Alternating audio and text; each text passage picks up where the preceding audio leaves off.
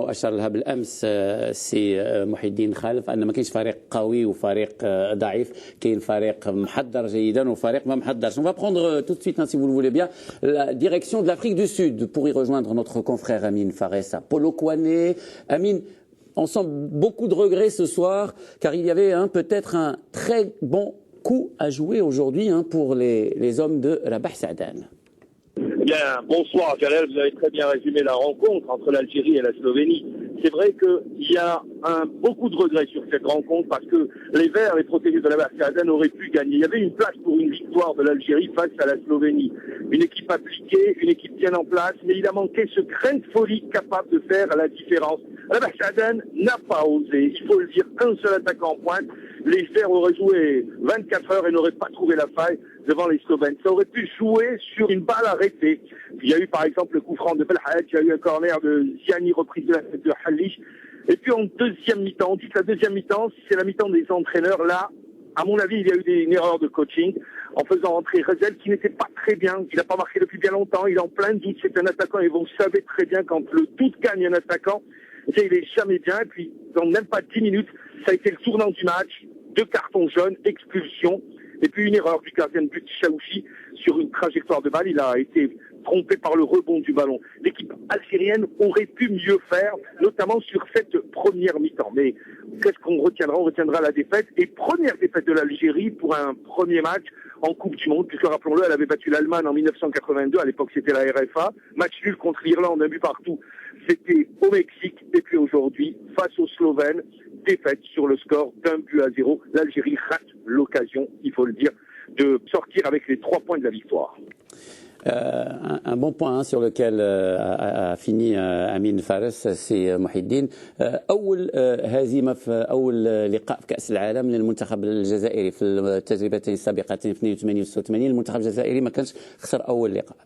هو أكيد الدخول في المباراة الأولى بنتيجة إيجابية يكون فيه دفع معنوي، لكن اليوم بكل صراحة أنا نظن بأن المنتخب الجزائري يمكن ما كانش فيه التقييم، لأن المفروض تقيم المنافس بعد 20 دقيقة، تقيم المنافس وتغير طريقة اللعب وتكون أكثر فعالية، وكذلك تكون أكثر سرعة في الأداء، وكذلك يمكن بالنسبة للتحضير الهجومات فيه نقص في تحضير الهجومات مش من اليوم.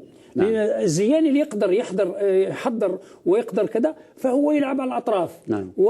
ما الأطراف يكتفي بالكرات الطويلة، فمن المفروض يمكن ربما تغير الخطة. نعم. Et on a senti, on a vu la rencontre ensemble que طريقة لعب المنتخب الجزائري elle est très prévisible. On joue à gauche avec Ziani et Nadir Belhadj. Donc c'est très facile à contrer. Ça a toujours été la façon de jouer de notre équipe nationale, sauf quand même quand on joue avec trois joueurs dans l'axe, parce qu'aujourd'hui on a joué avec 2, puis Bougra sur le côté droit.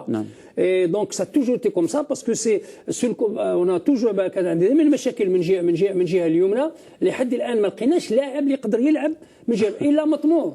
مطمور اللي يقدر يلعب من الجهه اليمنى ويكون فيه التوازن، ولكن السرعه وكذلك الخروج من منطقه الدفاع الى الهجوم من طرف بالحاج ووجود الزياني هي اللي خلت ان اللعب كله ما فيش توازن، فتلعب على اليسار اكثر من جهه اليمين. حتى بالنسبه للقدير ما عندوش امكانيات هجومه، كان يدافع اكثر من ديما في المنطقه.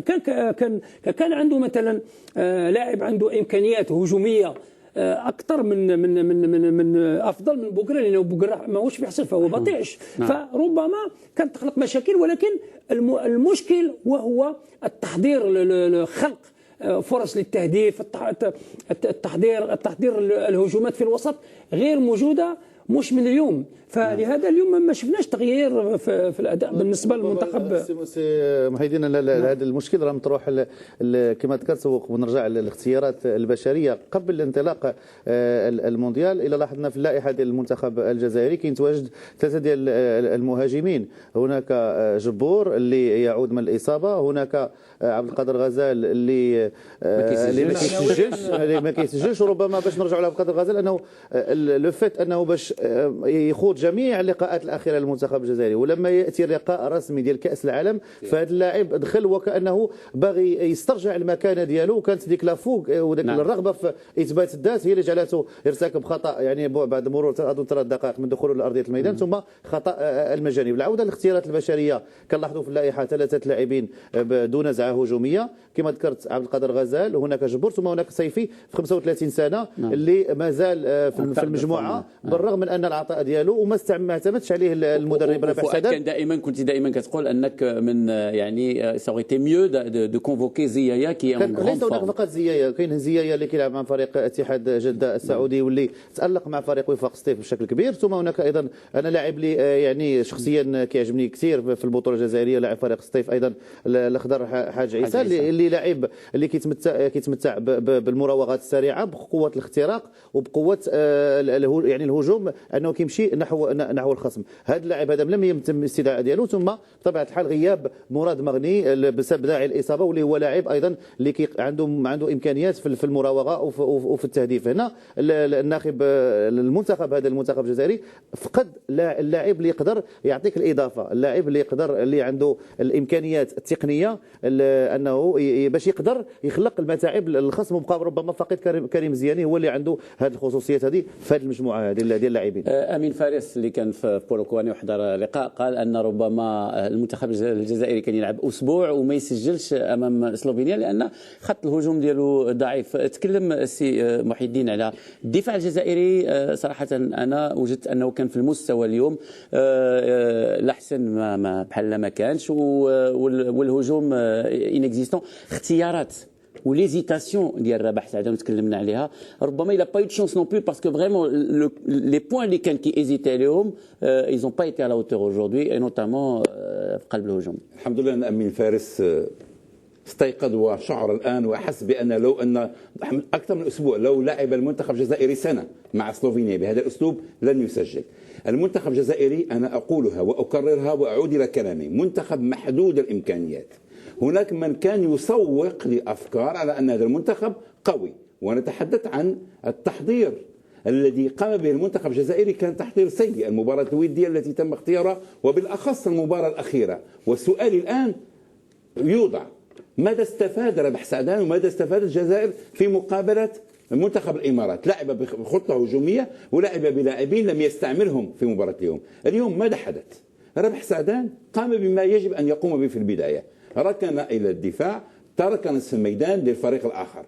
الفريق الاخر وجد صعوبه في الاختراق، ولكن حينما كان ياخذ الكره المنتخب الجزائري، وهنا التقي مع محي الدين خالف، يفتقد الى رفع الايقاع، كان يركض بالكره بإيقاع سريع وعندما يقترب ب 30 متر يتوقف لأن الحلول غير موجودة، لأن اللاعبي المنتخب الجزائري في الهجوم كانوا يطلبون الكرة في الأقدام، لم يكونوا يفتحوا ممرات، لم يكن هناك طلب للكرة وراء مدافعي المنتخب السلوفيني، كان هناك بطء. هذا يجعل كريم زياني أو حتى قادر أو حتى يبدأ يقف بالكرة ثم يعيد للوراء ونلعب عرضيا.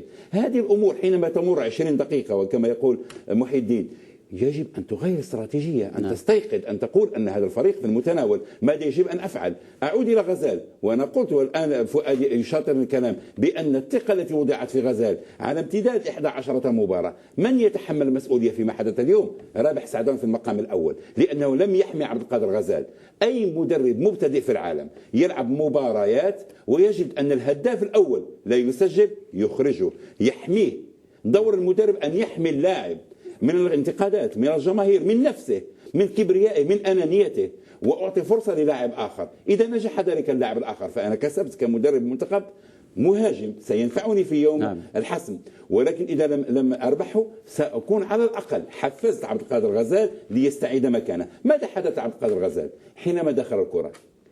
تتذكرون أول كرة يلمسها لا يلمسها بالقدم، يلمسها باليد، وهي البطاقة الصفراء. والخطأ الثاني ولا خطأ فادح، وهذا نعود إلى تهور اللاعبين. وتحدثنا عن مباراة مصر، تهور شوشي أمام الحكم، تهور شوشي أمام حارس المرمى، تهور نادر بالحاج في الكرة تدخل بقوة بعنف وأعطته البطاقة الحمراء. يعني بمعنى آخر أن اللاعب الجزائري لم يستفيد. والأدهى من ذلك أن رابح سعدان في المؤتمر الصحفي يقول خطأ شوشي وجرين ارتكب أمس خطأ أفظع من ذلك بكثير، وأنا لا ألوم لاعبي، ويقصد غزال وشوشي، فيما حدث أنا ألوم غزال ولا ألوم شاوشي، لأن ولكن حينما لا ألوم غزال أنا أقول لك أشجع الآخرين، لأن ما قام به غزال هو ما قام به شاوشي، وقام بالحج لأنه أساء لزملائه، أساء لفريقه،